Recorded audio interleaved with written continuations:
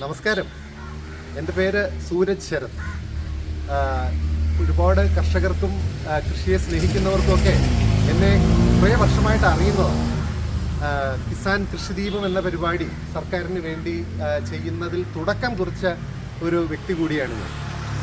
ശേഷം ആ ജോലിയിൽ നിന്നൊക്കെ പിൻവാങ്ങുകയും തുടർന്ന് സ്വന്തമായിട്ട് കൃഷിയെ സ്നേഹിക്കുന്നവരെ സഹായിക്കുക, ഇത്തരത്തിൽ ഉദ്യാനങ്ങൾ, അതുപോലെ തന്നെ വീടുകളിലുള്ള കൃഷി, ഇതൊക്കെ ചെയ്യുന്ന കർഷകരെ സഹായിക്കാനും അവരുടെ സംശയങ്ങൾ തീർത്തു കൊടുക്കാനും അവർക്ക് വേണ്ടുന്ന സാങ്കേതികമായ നിർദ്ദേശങ്ങളാണെങ്കിലും മറ്റ് സഹായങ്ങൾ ചെയ്യുക എന്നൊക്കെയുള്ള ഉദ്ദേശത്തോടുകൂടി രംഗത്തേക്ക് വന്നിരിക്കുകയാണ് ഞാൻ. ഇന്ന് ഞാനുള്ളത് ഗിഫ്റ്റ് ആൻഡ് ഗാർഡൻ എന്ന് പറയുന്ന ഒരു പൂന്തോട്ടം എന്ന് പറഞ്ഞുകൂടാ, ഇതൊരു നഴ്സറിയാണ്. ഈ നഴ്സറിയിൽ ഒട്ടനവധി ചെടികളുണ്ട്. ഉദ്യാനപാലനം എന്ന് പറയുന്നത് ഒരു വലിയ മേഖലയാണ്. നമ്മുടെ നാട്ടിൽ പ്രത്യേകിച്ചും പട്ടണങ്ങളിൽ ഏറ്റവും കൂടുതൽ ചെടികൾ വളർത്തുന്നത് വീടുകളിൽ ചെറിയ മുറ്റങ്ങളുള്ള 10 സെൻറ്റ് അല്ലെങ്കിൽ 5 സെൻറ്റ് സ്ഥലത്തിലുള്ളവരൊക്കെ എന്തെങ്കിലുമൊക്കെ ചെടികൾ, പൂന്തോട്ടം, ഓർണമെൻ്റലായിട്ടുള്ള പ്ലാന്റ്സ് ഉണ്ടാവാം, അതല്ലെങ്കിൽ പച്ചപ്പ് മാത്രമുള്ള ചെടികൾ ഉണ്ടാവാം, ഇലകൾ മാത്രം കൊണ്ട് ഭംഗി കൊടുക്കുന്നതുണ്ടാവാം. എന്തിന് മുളകിൻ്റെ പലതരം ഇനങ്ങൾ പല നിറങ്ങളിൽ ഇങ്ങനെ പൂത്ത് നിൽക്കുന്ന കാഴ്ച നിൽക്കുന്ന കാഴ്ചകളൊക്കെ കാണാൻ ഉള്ള അവസരം നമ്മുടെ ചെറു മുറ്റങ്ങളിൽ, പട്ടണങ്ങളിൽ നിന്ന് നമുക്ക് കാണാം. മറ്റൊരു വലിയ പൂന്തോട്ടം അല്ലെങ്കിൽ ഉദ്യാന പാലനം എന്ന് പറയുന്ന മേഖല ഉള്ളത് ഈ ഹൈ റൈസുകൾ തന്നെയാണ്. ഇപ്പോൾ തിരുവനന്തപുരത്ത്, പുതിയ തിരുവനന്തപുരം എന്ന് പറയാവുന്നത് ഒരുപക്ഷെ അനന്തപുരി ആശുപത്രി മുതൽ അല്ലെങ്കിൽ കോവളം മുതൽ ആറ്റിങ്ങൽ വരെയാണ് വലിയൊരു ഡെവലപ്മെൻറ്റ് നടന്നുകൊണ്ടിരിക്കുകയാണ്. ലുലു മോളാണെങ്കിലും അതേപോലെ അനേകം വഴികളിലെല്ലാം തന്നെ നമുക്ക് വലിയ വലിയ കൂറ്റൻ കെട്ടിടങ്ങൾ നമുക്ക് കാണാൻ കഴിയും. ഇപ്പോൾ ചില മോളുകളിൽ തന്നെ നമുക്ക് കാണാം മതിലുകളിലൊക്കെ വലിയ ഗ്രീൻ വോളുകളുടെ വലിയ മതിൽ, പച്ചപ്പ് കൊണ്ടുള്ള മതിൽ തന്നെ നിർമ്മിച്ചിരിക്കുകയാണ്. ഹൈറൈസ് ഞാൻ ഉദ്ദേശിക്കുന്നത് അനേകം നിലകളുള്ള കെട്ടിടങ്ങളാണ്. 3 നില കെട്ടിടം എന്നുള്ളതല്ല, അതിലും ഉപരിയായിട്ട് വലിയ 9 നില, 10 നില, 21 നില എന്നൊക്കെ പറയുന്ന കെട്ടിടങ്ങൾ തിരുവനന്തപുരത്തും പ്രത്യേകിച്ചും ഈ പുതിയ ന്യൂ ട്രിവാൻഡ്രത്തും ഒട്ടും അന്യമല്ല. ഒട്ടനവധി കെട്ടിടങ്ങളായി കഴിഞ്ഞു. ഇവിടെയുള്ള ഫ്ലാറ്റുകളിൽ ജീവിക്കുന്നവർ അനേകം പേരും ഭാര്യയും ഭർത്താവും ജോലിക്ക് പോകുന്നവരായിരിക്കും. അവർ വളരെ തിരക്കിട്ട ജോലി ചെയ്യുന്നവരായിരിക്കും. ഒപ്പം തന്നെ വലിയ രീതിയിലുള്ള വരുമാനം കൊണ്ടുവരുന്നുണ്ടെങ്കിലും അവർക്ക് വൈകുന്നേരങ്ങളിലും അവർ വീടുകളിലുള്ളപ്പോഴൊക്കെ ഒന്ന് സെറ്റിൽ ഡൗൺ ചെയ്യാനായിട്ട്, അവർക്കൊന്ന് റിലാക്സ് ചെയ്യാനായിട്ടുള്ള ഒരു സ്പേസ്, പച്ചപ്പിൻ്റെ സ്പേസ്, പൂക്കുന്ന ചെടികളുടെ ഒരു സ്പേസ്, ഇതൊക്കെ സൃഷ്ടിക്കണമെന്ന് ഒട്ടനവധി പേര് ആഗ്രഹിക്കുകയും പലരും എന്നെ വിളിക്കുകയും ചെയ്യുന്നുണ്ട്. മറ്റ് ഒരു മേഖലയുള്ളത് ഈ പച്ചക്കറി ഏറ്റവും കൂടുതൽ നമുക്കൊന്ന് നടന്നുകൊണ്ട് സംസാരിക്കാം. മറ്റൊരു വലിയ സാധ്യത എന്താണെന്ന് പറഞ്ഞു കഴിഞ്ഞാൽ ഈ ജൈവ കൃഷി തന്നെയാണ്. ജൈവ കൃഷി എന്ന് നമ്മൾ പറയുമ്പോൾ നമ്മുടെ പറമ്പുകളിൽ പല സ്ഥലങ്ങളിൽ നിന്നും, തമിഴ്നാട്ടിൽ നിന്നും അല്ലെങ്കിൽ മറ്റുള്ള സംസ്ഥാനങ്ങളിൽ നിന്നുമൊക്കെ വരുന്ന പച്ചക്കറികൾ പലപ്പോഴും മരുന്നിൻ്റെയും അല്ലെങ്കിൽ വളത്തിൻ്റെയും പ്രധാനമായിട്ടുള്ള കാര്യങ്ങളുടെയും ഒക്കെ ഒരു സമ്മേളനം ഈ പച്ചക്കറികളിൽ ഉണ്ട് എന്നുള്ളത് പരസ്യം ആയ കാര്യമാണ്. അത്തരത്തിലുള്ള ഇടങ്ങളിൽ നല്ല പച്ചക്കറി, നല്ല ആരോഗ്യപരമായിട്ടുള്ള ഭക്ഷണം നമ്മുടെ വീടുകളിൽ നമ്മുടെ കുട്ടികൾക്ക് കൊടുക്കാനും നമ്മുടെ അമ്മമാർക്ക് കൊടുക്കാനും ഒക്കെ സാധിക്കുന്ന ഓർഗാനിക് ആയിട്ടുള്ള ഗാർഡൻസ്, ജൈവ രീതിയിൽ ഉള്ള ഗാർഡനുകൾ, പൂന്തോട്ടങ്ങൾ പോലെ തന്നെ പച്ചക്കറി കൊണ്ടുള്ള തോട്ടങ്ങൾ ഉണ്ടാക്കാനും ഉള്ള വലിയ സാധ്യതയുണ്ട്.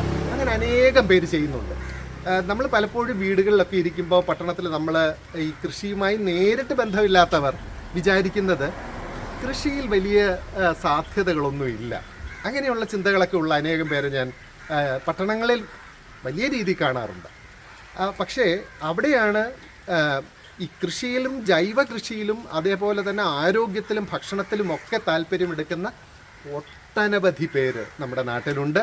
നമ്മുടെ കുഞ്ഞുങ്ങൾക്ക് നല്ല ഭക്ഷണം കൊടുക്കണമെന്ന് ആഗ്രഹിച്ച് ജൈവ പച്ചക്കറി തേടി നടക്കുന്ന ആൾക്കാർ എത്രയെങ്കിലും പേരെ എനിക്ക് കാണിച്ചു തരാൻ കഴിയും. അങ്ങനെയുള്ളവരുമുണ്ട്. പിന്നീടുള്ളത് ഈ പച്ചപ്പിനെ സ്നേഹിക്കുക എന്ന് പറയുമ്പോൾ നല്ല നിറയെ ഓക്സിജൻ കിട്ടുന്ന, നമുക്ക് നടന്ന് സംസാരിക്കാം, നിറയെ ഓക്സിജൻ കിട്ടുന്ന ചെടികൾ, ചില ചെടികൾ ഇപ്പോൾ song of Nightingale, song of India, അല്ലെങ്കിൽ ബാംബു, പലതരം ബാംബു, പാംസ്, ഇത്തരത്തിലുള്ളതൊക്കെ ഒരുപാട് ഓക്സിജൻ ജനറേറ്റ് ചെയ്യും. അപ്പം ഉദാഹരണം, ഒരുപാട് പുക പടലങ്ങളുള്ള മേഖലകളിൽ, അല്ലെങ്കിൽ ബസ് സ്റ്റാൻഡ്, അതുപോലെ ഡിപ്പോകൾ, മറ്റുള്ള അത്തരത്തിലുള്ള സ്ഥലങ്ങളിലൊക്കെ താമസിക്കുന്നവർക്ക് ഏറ്റവും നല്ല വായു ശ്വസിക്കാനുള്ള ഒരു സംവിധാനം പോലും ഒരുക്കാൻ ഉള്ള ചെടികൾ മാത്രം വെച്ചും പൂന്തോട്ടങ്ങൾ, ഗാർഡനുകൾ ഒരുക്കാൻ കഴിയും. അത്തരത്തിൽ ഉള്ള ഉദ്യാനം പാലനത്തിൻ്റെ ഭാഗമായിട്ട് ലോണുകൾ സെറ്റ് ചെയ്യാം. അതുപോലെ ഹെഡ്ജ് പ്ലാന്റുകൾ, അതിരിലുള്ള പച്ചപ്പുള്ള പ്ലാന്റുകൾ സെറ്റ് ചെയ്യാം. അനവധി രീതികളിലുള്ള പ്ലാന്റുകൾ നമുക്ക് സെറ്റ് ചെയ്തെടുക്കാൻ കഴിയും. എന്തിന്? വീട്ടിനുള്ളിൽ ഇൻഡോർ ഗാർഡനിങ് എന്ന് പറയുന്ന ഒരു മേഖലയുണ്ട്. ആ ഗാർഡനിങ് എന്താണ്? നമ്മൾ കിടന്നുറങ്ങുന്ന ബെഡ്റൂമിലാണെങ്കിലും, നമ്മൾ ഇരുന്ന് ഭക്ഷണം കഴിക്കുന്ന ഇടമാണെങ്കിലും, കുഞ്ഞുങ്ങൾ ഇരുന്ന് പഠിക്കുന്ന ഇടമാണെങ്കിലും, ഇവിടെയൊക്കെ തന്നെ പലതരം ചെടികൾ അവിടെ നിറഞ്ഞു നിൽക്കുന്ന രീതിയിൽ, അതായത് അധികം വെയിലോ അല്ലെങ്കിൽ വെളിച്ചമോ വേണ്ടാത്ത, ഒരുപാട് വെള്ളം വേണ്ടാത്ത അത്തരത്തിലുള്ള പലതരം ചെടികൾ ലഭ്യമാണ്. ഇതൊക്കെ തന്നെ നമുക്ക് വീടുകളുടെ ഉള്ളിലേക്ക് കൊണ്ടുപോകാനും കഴിയും. വളരെ ഇപ്പോൾ മണി പ്ലാന്റ് ഉദാഹരണം എന്ന് പറയുന്നത്, ആ പ്ലാന്റ് തന്നെ പല വെറൈറ്റികൾ, വാരിഗേറ്റഡ് മുതൽ നിറഞ്ഞ പച്ചപ്പ് മാത്രം നിൽക്കുന്ന ഇലകളുള്ള ചെടികൾ പോലും മണി പ്ലാന്റിൽ ഒരു ചെറിയ ഉദാഹരണം പറഞ്ഞത്. പാം ആണെങ്കിൽ തന്നെ അത്തരത്തിൽ ലിപ്സ്റ്റിക് പ്ലാന്റ് എന്ന് പറയുന്ന പ്ലാന്റ് തന്നെ നമുക്ക് ഒരല്പം വെളിച്ചം കിട്ടുന്നിടത്ത്, ഒരല്പം വെളിച്ചം കിട്ടുന്ന വരാന്തകളിലും പാഷ്യോകളിലും ഒക്കെ ധാരാളം നമുക്ക് നിറച്ചു വെക്കാം.